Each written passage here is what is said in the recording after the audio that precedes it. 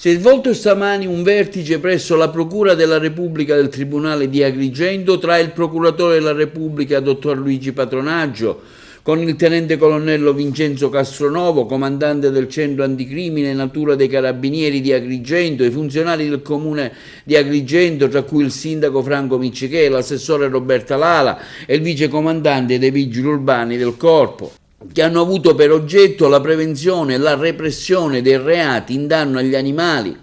Nel corso dell'iniziativa sono state programmate le attività per la stagione estiva 2021 finalizzate alla prevenzione del fenomeno dell'abbandono degli animali domestici, con particolare riferimento agli aspetti sanitari e alle altre attività di controllo che saranno effettuate. Oggi si è svolto presso la Procura un incontro tra il Comune di Agrigento sotto appunto il coordinamento della Procura.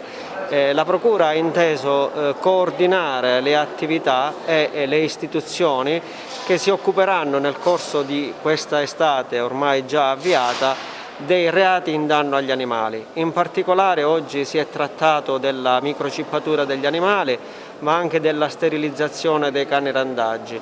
Il Comune di Agrigento ha approvato dei locali dei quali poi darà dettaglio il sindaco e l'assessore competente al ramo, e il ruolo del reparto specializzato dell'Arma dei Carabinieri sarà quello di effettuare i controlli per il pieno rispetto della normativa per il benessere e la salute degli animali, appunto nel rispetto delle vigenti normative, a che i canili, le associazioni e tutti gli attori di questo settore siano rispettosi della sensibilità degli animali. Si sono verificati casi di maltrattamenti recentemente che a voi risulta? Purtroppo i casi di maltrattamento non hanno né territorio né nazione, si registrano casi di maltrattamento quasi continuamente. Uno dei motivi per cui la microcippatura e un maggiore controllo del territorio con servizi mirati che stiamo predisponendo sono volti a scongiurare questo tipo di fenomeno.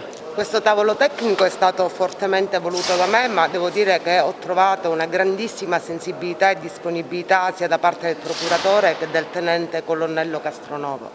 È importante perché c'è questo coordinamento, quindi in base alle proprie competenze il Comune, la Procura e il tenente colonnello con il nucleo anticrimine natura che è proprio mirato alla protezione dell'ambiente ma anche degli animali.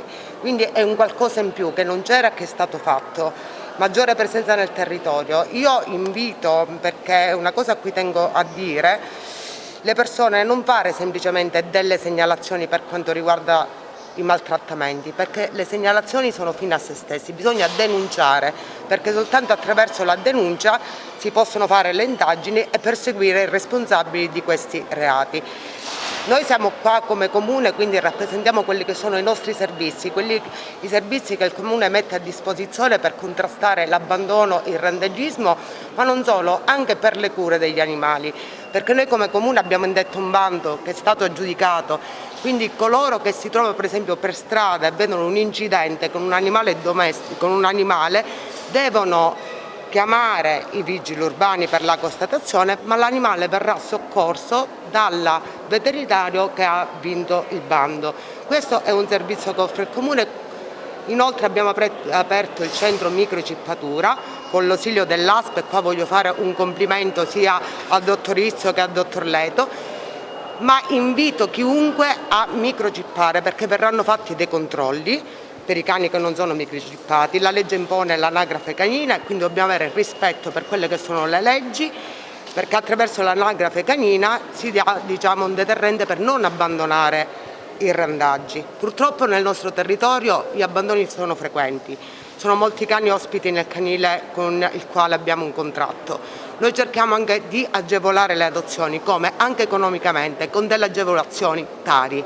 Chi adotta un cane nel canile avrà un'agevolazione di 500 euro sulla Tari, chi ne adotta due avrà un'agevolazione di 700 euro.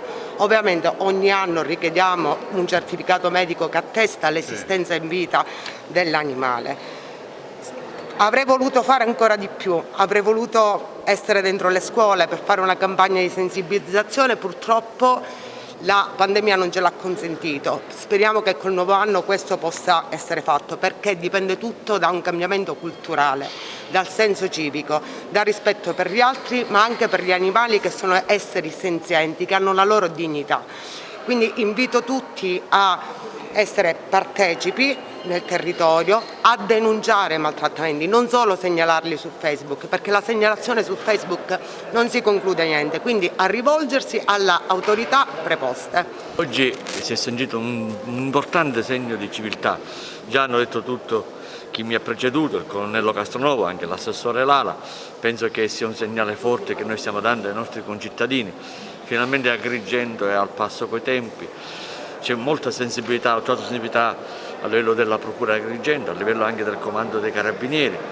Ringrazio anche i veterinari dell'ASP che con la convenzione che hanno stipulato con la nostra amministrazione porteranno avanti sia la microchippatura e che anche l'ambulatorio veterinario che è quasi già pronto, è quasi all'esito di incontrare la consolida, dove i cani verranno sterilizzati, verranno anche curati se trovati in cattive condizioni fisiche. Che vuol dire? Vuol dire che finalmente gli animali esseri senzienti non saranno più oggetto, non dovranno essere più oggetto di violenza o di maltrattamenti. Naturalmente, come diceva l'assessore Lala, bisogna denunciare questi maltrattamenti, bisogna combattere a tutti i costi quello che fino ad ora non è stato mai segnalato.